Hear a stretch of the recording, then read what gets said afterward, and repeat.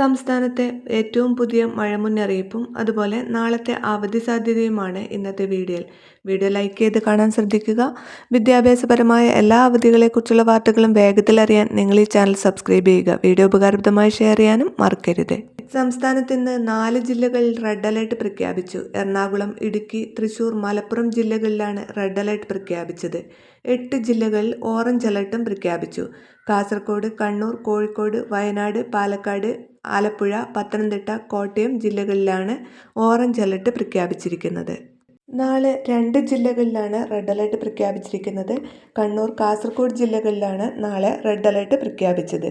3 ജില്ലകളിൽ ഓറഞ്ച് അലർട്ടും പ്രഖ്യാപിച്ചിട്ടുണ്ട്. മലപ്പുറം, കോഴിക്കോട്, വയനാട് ജില്ലകളിൽ ഓറഞ്ച് അലർട്ടും പ്രഖ്യാപിച്ചിട്ടുണ്ട്. തൃശ്ശൂർ ജില്ലയിലൊക്കെ കനത്ത മഴയാണ് ഇന്നുണ്ടായിരുന്നത്.